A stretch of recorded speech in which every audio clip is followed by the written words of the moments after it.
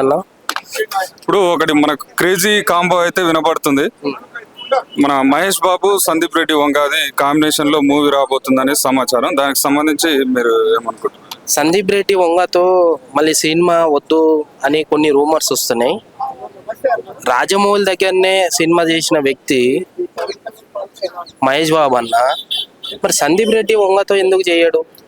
దేని గురించి చేయడు అంటే కాంబినేషన్ బాగోదని కొంతమంది అంటున్నారు. మాస్ ఎంట్రీ ఇవ్వబోతుండ్రు ఈసారి మా అన్న సందీప్ రెడ్డి వంగ, అలాగే మహేష్ బాబు అన్న మంచి మాస్ మూవీ తీసుకొని ముందటికి వస్తుండు. ఈరోజు మీకు థియేటర్లో దడబుడుతుంది, బయట గిట దడబుడుతుంది. సందీప్ రెడ్డి వంగ అన్న అంటే ఏందో, మహేష్ బాబు అన్న అంటే ఏందో నిరూపించడానికి వీళ్ళు కొత్త సినిమా మాస్ ఎంట్రీ, థియేటర్లో బాక్సులు పలిగిపోయే విధంగా, బల్బులు పలిగిపోయే విధంగా. సందీప్ రెడ్డి వంగ అన్న అంటేనే బాక్సులు పగిలిపోతాయి, థియేటర్లో లైట్లు పగిలిపోతాయి, థియేటరే వణుకుతుంది. ఆ విధంగా అటువంటి డైరెక్టర్ని పట్టుకొని మీరు ఈరోజు ఆయనతో తీయలేరు. ఇది కాదు, మాస్ ఎంట్రీ ఇవ్వబోతుండే ఈసారి, దద్దరిల్లిపోతాడు థియేటరు. మహేష్ బాబు అన్న సందీప్ రెడ్డి వంగ అంటే ఏందో దడబుట్టేలాగా అందరికీ మంచి పరిష్కారం చెప్తారు. అయితే కొంచెం సందీప్ రెడ్డి వంగ వైలెన్స్ తో పాటు రొమాన్స్ కూడా ఎక్కువ ఉంటుంది ఆయన సినిమాలో. మరి ఈ మహేష్ బాబుకు సెట్ అవుతుందా? 100% కదా. మహేష్ బాబు అన్నని ఒక ఎట్లా చూపించాలన్నాడంటే ఒక మాస్ ఎంట్రీగా, ఒక లవ్ ఎంటర్టైన్మెంట్గా, ఒక మాస్ ఎంట్రీగా ఆయనకు ఒక సినిమా ఇవ్వాలని సందీప్ రెడ్డి వంగ అన్న అనుకున్నాడు. అందు గురించి ఈరోజు నీళ్ళు పాలు ఎట్లయితే కలుస్తాయో అట్లా కలిసి మంచి సినిమా మాస్ ఎంట్రీ ఇవ్వబోతుండు. అందు గురించి సినిమా ఒప్పుకున్నారు. ఈరోజు కంపల్సరీ డిఫరెంట్గా వారణాసి తర్వాత ఇంకో వారణాసి వస్తుంది, సిద్ధంగా ఉండండి. సో అది. అయితే మరి మహేష్ బాబు అంటే మినిమం రేంజ్ ఉంటుంది కాబట్టి 1000 కోట్లు కలెక్ట్ చేసే అవకాశం ఉంటుందా? 100% కదా. మహేష్ బాబు అన్న అంటే ఇప్పుడు ఏమో మామూలు విషయమా? 1000 కోట్లు ఏంది, ఎక్కువ కొట్టే స్టేజ్లో ఉన్నాడు మహేష్ బాబు అన్న. ఇప్పుడు ఈ సినిమా వారణాసి తర్వాత చూడండి, మీరే అంటారు మహేష్ బాబు అన్న ఎక్కడికి వెళ్ళిపోయిండ్రు. ఇక్కడ కాదు, ఎన్ని దేశాల్లో సినిమా రిలీజ్ తెలుసా? వేల దేశాల్లో, మన దేశం దాటిపోయిండ్రు, అసలు ఎక్కడికెక్కడికో వెళ్ళిపోయిండ్రు. సో ఈరోజు మంచి సినిమా వారణాసి తర్వాత ఇంకో మాస్ ఎంట్రీలో మాస్ ధమాకా ఏందో, మాస్ అంటే ఎట్లా ఉంటుందో చూపించడానికి సందీప్ రెడ్డి వంగతో మా అన్న మంచి సినిమా ఒప్పుకున్నాడు. మంచి హిట్ పడుతుంది అది గీట వారణాసి తర్వాత. సో అది. అయితే ఈ బడ్జెట్ పెరుగుతున్న కొద్దీ ఆడియన్స్కే కదా సమస్య. అంటే మనకు టికెట్ ధరలు పెరుగుతున్నాయి, ఆటోమేటిక్గా ఆ భారం మొత్తం మన ప్రేక్షకుల మీదనే పడుతుంది కదా. మరి ఇట్లా పెంచుకుంటూ పోతుంటే భవిష్యత్తులో అసలు థియేటర్కి పోయి చూసే పరిస్థితి ఉంటుందా? ఇప్పుడు ఒకటి ఏంటంటే, సినిమా బడ్జెట్లు పెంచమని ప్రజలు అడగలేదు, వాళ్ళంతటికి వాళ్ళే బడ్జెట్లు పెంచుతుండ్రు. వాళ్ళందరికీ వాళ్ళ ఇష్టానుసంగానే బడ్జెట్లు పెంచేసి మేము ఇన్ని కోట్లు పెట్టి సినిమా తీసినామని చెప్తున్నారు. ప్రజల మీద రుద్దకండి ఇవి. అంటే ప్రజల రక్తాన్ని పిండకండి మీరు. అంటే నేను గిట్ట ఒకటి ఫిక్స్ అయినన్నా అంటే, మూవీకి ముందు ఒక నెల రోజుల ముందు, 10 రోజుల ముందు, 20 రోజుల ముందు వీళ్ళు 2000 టికెట్, 1000 రూపాయల టికెట్ నచ్చుతే చూడు లేకపోతే లేదు అంటున్నారు. నేను ఒకటి నిర్ణయించుకున్నా, అప్పుడే ఎందుకు వెళ్ళడము, ఫ్యాన్స్ హడావిడి. 10 రోజులు ఆగి వెళ్దాము, 20 రోజులు ఆగి వెళ్దాము. అదే సినిమా, వేరే సినిమా కాదు, అదే సినిమా. నాకు 100 రూపాయలే, నా సోమత 100 రూపాయలు మాత్రమే, అవే పెట్టగలను. అందుగురించే నేను మా అభిమానుని సినిమా నేను 100 రూపాయల్లో చూడగలుగుతా. 10 రోజులు ఆగి వెళ్తా, నష్టమేముంది? తొక్కిసలాట్లో చనిపోవడం ఎందుకు, తోసుకోవడం ఎందుకు? వీళ్ళు కేకలు పెట్టుకుంటా సినిమా అర్థం కాకుండా ఉంటుంది. 10 రోజులు ఆగి వెళ్తారు. పేద ప్రజలు ఎవరైనా సరే, నా సోమత కాదు 2000, 1000 రూపాయలు. వేరే థియేటర్లో ఉంటే, ఒక థియేటర్ లేదు కదా, ఒక థియేటర్ అని లేదు కదా, కొద్దిగా దూరం ఉండొచ్చు. 1 వీక్ కొద్దిగా దూరం ఉంటే అక్కడికి వెళ్ళి చూస్తా. నా సోమత 2000 రూపాయలు కాదన్నా, 1000 రూపాయలు కాదన్నా, నా సోమత 100 రూపాయలు మాత్రమే.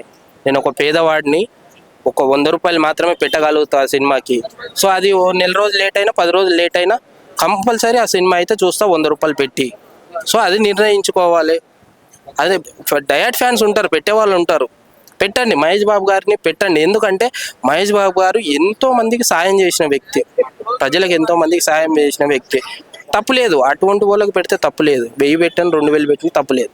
అటువంటి వాళ్ళకి సాయం చేయను. కానీ కొంతమంది హీరోలు ఉన్నారు, పుష్ప 2 అంట, ఆ సినిమాకి 2000 3000 పెట్టినారు. అంటే ఉపయోగం లేనిది కాదు, మనకు ఉపయోగపడేది, మనకు ఉపయోగపడే వాళ్ళని గుర్తించి 2000 రూపాయలు పెడితే తప్పు లేదు. కానీ ఇటువంటి సినిమాకి పెట్టి అల్లు అర్జున్ ఏం సేవ చేయలేదన్న ఎవరికి. చనిపోయిన వ్యక్తి ఆ అమ్మాయి దగ్గరికి వెళ్ళి గిట ఓదార్చలేకపోయిన వ్యక్తి, అటువంటి వాళ్ళకైతే మేము పెట్టదలుచుకోలేదు. ఇప్పుడు మా అన్న అన్నారు పెట్టొచ్చు, 2000 రూపాయలు తప్పు లేదు, పెట్టొచ్చు. ఎందుకంటే ఆయన ప్రజలకు మంచి చేస్తాడు. ఏదైనా ఆపద ఉంటే మంచి చేసే వ్యక్తిని మీరు డబ్బులు పెట్టినా మంచి జరుగుతుంది కాబట్టి పెట్టొచ్చు. సో అంటే అల్లు అరవింద్ ఫ్యామిలీ ఎవరికి కూడా సహాయ సహకారాలు చేయలేదంటారా? ఎక్కడ చేసిన ఒకటి చెప్పండి అన్న. ఒకటి పలానా దగ్గర చేసిండ్రు, సరే వీళ్ళకి సాయం చేసిండ్రు అంటే సరే ఒప్పుకోవచ్చు. ఎక్కడ చేసిండ్రు? ఒక దగ్గర ఒకరికి సాయం చేసిండ్రు అనే పేరు లేదు కదన్న. మహేష్ బాబు గారు చేసిండ్రు, ఎన్నో గుండె ఆపరేషన్లు చేయించారు కన్నా చిన్నపిల్లలకి. మరి వీళ్ళు ఏం చేసిండ్రు? అల్లు అర్జున్ గారు ఏం చేసిండ్రు? అల్లు అర్జున్ నాన్నగారు ఏం చేసిండ్రు? ఒక మంచి పని చేసిండు అని ఒక మాట చెప్పండి. ఆయన ఏమంటాడు? ఏదంటే డయాడ్ ఫ్యాన్స్ ఏమంటారంటే మా అన్న కష్టపడతాడు. ఎవరి గురించి కష్టపడుతున్నారు?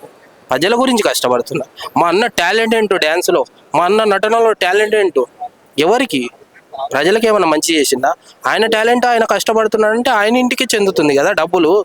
ప్రజలకు ఏమైనా మంచి చేసిండా? మా మహేష్ బాబు అన్న ఎంతో మందికి గుండె ఆపరేషన్లు చేసిన వ్యక్తి, ఆయనకు 2000 పెడితే తప్పులేదు. ఈ పుష్ప 2 సినిమా అన్నారు, 2000 పెడితే వేస్ట్ అన్న.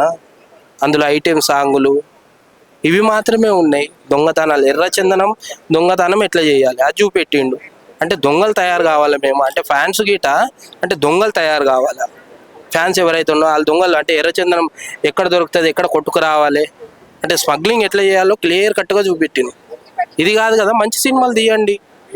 దేవుళ్ళ పట్ల ఎంతోమంది భక్తులు, ఈరోజు రాజమౌళి గారు మంచి వారణాసి మూవీ చూపిస్తున్నారు. అటువంటి దేవుళ్ళ సినిమాలు తీయండి, మన చరిత్రను తీయండి. అంటే మీరు ఇష్టం వచ్చిన సాంగులు పెట్టి పొట్టి నిక్కర్లు వేసుకొని ఊ అంటావా మామ, ఊ అంటావా మామ, సంకను ఎక్కించుకొని, ఇది కాదన్న. మంచి సినిమా తీయండి, సమాజానికి మంచి మెసేజ్ ఇచ్చే సినిమా కావాలి. ఒకప్పుడు ఉండేటి ఎన్టీ రామారావు గారు ఉన్నప్పుడు, వీళ్ళు ఉన్నప్పుడు మంచి సినిమాలు, సమాజానికి ఉపయోగపడే సినిమాలు తీసి, ఈరోజు లేవన్నా. ఈరోజు లవ్వులు ఎట్లా చేసుకోవాలి, అమ్మ నాన్నని ఎట్లా వదిలేయాలి, ఇటువంటి సినిమాలు, దరిద్రమైన సినిమాలు తీస్తుంటారు. మంచి సినిమా తీయండి, ప్రజలకు మంచి సినిమా ఇవ్వండి, ప్రజల్లో మంచి ఆభరణ పొందేలాగా సినిమాలు తీయాలి. కానీ ఇటువంటి చెత్త సినిమాలు తీసి వేస్ట్ అన్న. అయితే ఇప్పుడు మహోన్నత వ్యక్తుల గురించి సినిమాలు తీయాలని అన్నారు కదా. ఇప్పుడు మరాఠా సామ్రాట యోధుడు ఛత్రపతి శివాజీ అంటే ఇష్టపడని వారైతే ఉండరు. మన భారతదేశంలో పుట్టిన ప్రతి ఒక్క భారత బిడ్డ గర్వించదగ్గ విషయం ఆయన విషయంలో. మరి అలాంటి గొప్ప వ్యక్తికి సంబంధించిన సినిమాని చిత్రీకరించే విషయంలో మన తెలుగు హీరోలు ముందుకు రాకపోవడం అనేది దురదృష్టకరమా? దానికి సంబంధించిన అంటే వీళ్ళకు అంత నాలెడ్జ్ లేదా మరి ఏందో ఏమో. కానీ నిజంగా ఛత్రపతి శివాజీ మహారాజ్ అంటే ఇండియాకి కింగ్ అంటారు. ఎంత గొప్ప సినిమా అంటే డైరెక్టర్ గారు నిజంగా ఆయన కాళ్ళు గడి వీళ్ళందరిని నెత్తిన తల్లిన గిట్ట తక్కువనే అన్న. అంత గొప్ప సినిమా తీసిండు తెలుసా. మన గురించి ఎంత గొప్ప విషయం చెప్పిండు తెలుసా. మనం ఇది అనేది చెప్పిండు, శివాజీ మహారాజ్ అంటే ఎవరు అనేది చెప్పిండు అన్న. అంటే వీళ్ళకి ఆలోచన కలదు. ఎంతసేపు ఐటెం సాంగ్లు పెట్టడము, స్మగ్లింగ్ చేయడం, ఇటువంటివి ఇవి మైండ్ సెట్లో ఉంటాయి. కానీ వీళ్ళకి శివాజీ మహారాజ్ అంటే ఎంత గొప్ప వ్యక్తి అనేది చూపించింది. చూసినావా, నరాలు కదిలిపోయినాయి అన్న, రక్తం మరిగిందన్న. ఎంత గొప్ప వ్యక్తి అంటే శివాజీ మహారాజ్. నిజంగా అటువంటి సినిమాలు తేవాలి, అటువంటి సినిమాలు కావాల్సింది సమాజానికి. ఇటువంటి సినిమా కావాల్సింది. శంభాజీ మహారాజ్ అంటే ఎంత గొప్ప వ్యక్తి, ప్రాణత్యాగం చేసిండు ఈ దేశం గురించి. హిందూ ధర్మాన్ని కాపాడిన వ్యక్తి, ఇండియా కింగు. ఇండియాలో కింగ్ ఎవరంటే ఛత్రపతి శివాజీ మహారాజు కొడుకు ఆయన శంభాజీ మహారాజు. ఎంత గొప్ప వ్యక్తి అన్న, ప్రాణత్యాగం చేసి అసలు అంత గొప్ప వ్యక్తి. అసలు నాకు రక్తం మరిగిపోయిందన్న. ఇటువంటి సినిమాలు తెలుగు ఇండస్ట్రీలో ఎందుకు తీయట్లేరు, ఎందుకు చేయట్లేరు? అంటే బుద్ధి లేకనా, జ్ఞానం లేకనా, అసలు ఏందో మరి. ఎంతసేపు ఎంటర్టైన్మెంట్, 2 సాంగులు పెట్టాలి, ఈ కితకితలు, ఈ కెలికలు, నవ్వుకున్నాడు, కామెడీ, ఎంటర్టైన్మెంట్, వీటి వరకే పరిమితం అయిపోయింది. ఇటువంటి సినిమాలు తీయండి. మన చరిత్ర సినిమాలు ఎన్నెన్నో ఉన్నాయి. బ్రహ్మం గారు చెప్పిన కథలు గిట్ట ఎన్నెన్నో జరుగుతున్నాయి. ఇటువంటి తీయండి. కొంత రాజమౌళి గారు తీయాలనుకుంటాను కానీ మరి ముందుకు సాగట్లేదా మరి ఏందేమో. కొంత ఇప్పుడు వారణాసి అన్నారు, చూడాలి మరి కొన్ని దేవుళ్ళ కొంతమంది. రాజమౌళి గారు ఒక్కరే ఉన్నారు మెయిన్, అంటే దేవుళ్ళ పట్ల గౌరవంగా ఉండడం, ఆ కథల్ని ఎంచుకొని తీయడం అంటే రాజమౌళి గారే. అయితే రాజమౌళి ఏంటంటే విచిత్రమైన శైలి అని పబ్లిక్ అంటున్నారు. ఎలా అంటే సినిమాలు తీసేదేమో దేవుళ్ళ పేర్లు పెట్టుకొని వాళ్ళ మీద సినిమాలు తీయడం జరుగుతుంది, వాళ్ళంటే ఇష్టం లేదని అంటాడు. మళ్ళా అంటే కమర్షియల్గా ఆలోచించి డబ్బులు కొల్లగొట్టడానికి మాత్రమే దేవుళ్ళ పేర్లు చెప్తున్నాడు తప్పించి అతని మనసులో కానీ అతనికి మాత్రం దేవుళ్ళ మీద ఎలాంటి గౌరవం లేదనేసి పబ్లిక్స్ టాక్. దానికి సంబంధించి మీరు అంటే ఒకటి ఏంటంటే దేవుళ్ళ పట్ల గౌరవం లేకుండా ఇష్టం వచ్చినట్లు కొన్ని వ్యూమర్స్ మాట్లాడడం కానీ, దేవుడు లేవుడా అనడం కానీ తప్పు. అది తెలుసు రాజమౌళి గారికి, ఎందుకు తెలియదు దేవుడు అంటే ఏంది, దేవుడు భక్తి అంటే ఏంది. రామాయణం తీయాలని ఆయన కళ అనుకున్నాడు, అంటే డబ్బులు కొల్లగొట్టడానికి ఇవన్నీ తీస్తున్నాడు. అంటే మంచి సినిమా ఇస్తుండే, ఇప్పుడు మంచి సినిమా తీసినప్పుడు ఎన్ని డబ్బులు అయినా కొల్లగొట్టవచ్చు అన్న. అంటే మనకు రామాయణం సినిమా చూపెట్టిండంటే గొప్ప విషయము, దానివల్ల డబ్బులు వస్తాయి, డబ్బులు గిట కొల్లగొట్టే అవకాశం ఉంటుంది. ఏంటంటే కొన్ని మాటలు అంటే సడన్గా వచ్చేసినాయి, కొన్ని మాటలు సడన్గా వచ్చాయి. ఏదో కష్టపడతాడు వ్యక్తి, మంచి సినిమా ఇచ్చినప్పుడు ఎంకరేజ్ చేయాలి, కానీ ఇటువంటివి ఆయన ఇట్లా అన్నాడు ఆయన గిట్ట తెలియాలి కదా, అంటే అటువంటి మాట మాట్లాడొద్దని. ఎందుకంటే వాళ్ళ నాన్నగారే గౌరవం వల్ల కొద్దిగా శాంతిగా ఉన్నారు, కానీ వాళ్ళ నాన్నగారు కొద్దిగా మంచోడు కాబట్టి, దేవుని పట్ల గౌరవం ఉంది కాబట్టి గమ్మునున్నారు. కానీ లేకపోతే ఎప్పుడో చర్య తీసుకుంటుండే వాళ్ళు. అంటే ఇటువంటి దుర్వార్తన మాటలు మాట్లాడడం కానీ, గౌరవం లేకుండా, అంటే సనాతన ధర్మం పట్ల గౌరవం లేకుండా మాట్లాడడం కానీ తప్ప అది. కాకపోతే ఈ పాటికైనా తెలుసుకుంటాడు అనుకుంటున్నా. పెద్ద వ్యక్తి తెలుసు కాబట్టి ఏదో నోరు జారింటారు, ఈ పాటికైనా తెలుసుకుని ఉంటాడు. అంటే సనాతన ధర్మం అంటే ఎంత గొప్పదని ఆయనకిట తెలుసు. ఒక రాముని చరిత్రనే బయటికి తీసి మనము చూపెడదాం అనుకున్న వ్యక్తికి దేవుని పట్ల గౌరవం ఉండదు, ఉంటుంది, డెఫినెట్గా ఉంటుంది. కానీ ఏదో ఒక నోరు జారిననే ఒక రూమర్స్ బాగా వచ్చినాయి. కాకపోతే ఈ పాటికి తెలుసుకున్నాడు రాజమౌళి గారు. ఇంకా వారణాసి తర్వాత మరి మాకు రాముని చూపెడతారని అనుకుంటున్నాం. అయితే ఇంకొక ప్రశ్న, ఇక్కడ ఏది మన ఛత్రపతి శివాజీ మహారాజుకు సంబంధించిన విషయం గురించి మాట్లాడినప్పుడు యాక్చువల్గా సంభాజీ సినిమా ఎవరంటే బాలీవుడ్ హీరో నటించడం జరిగింది. అయితే ఈ శివాజీ సినిమాకి సంబంధించిన హీరోగా మన తెలుగు హీరోలలో ఎన్టీఆర్ సెట్ అవుతాడా లేదా రామ్ చరణ్ సెట్ అవుతాడా? ఇంకొకటి, ఇప్పుడు ఆల్రెడీ మన ఛత్రపతి శివాజీకి సంబంధించిన సినిమాకు హీరోని కన్నడ హీరో రిషబ్ శెట్టిని కూడా ఎన్నుకోవడం జరిగింది.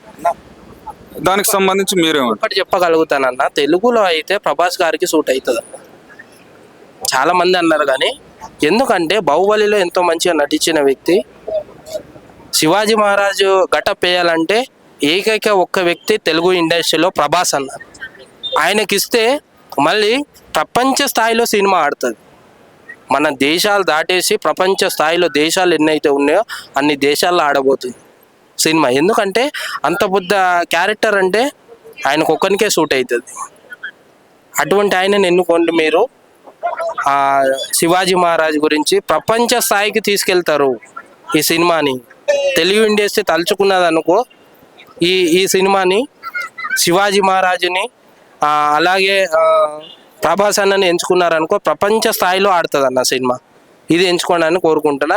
ఇంకా చాలామంది హీరోలు అన్నారు, కానీ కొన్ని వీడియోలు చేసి పెడుతున్నారు, మా హీరో అయితే బాగుంటుంది ఫ్యాన్స్ కొంతమంది అంటున్నారు. కానీ నాకు తెలిసి మనస్ఫూర్తిగా చెప్పదలుచుకున్నా అంటే ప్రభాస్కి చాలా సూట్ అవుతుంది అన్న. ఓకే, థ్యాంక్ యూ అన్న.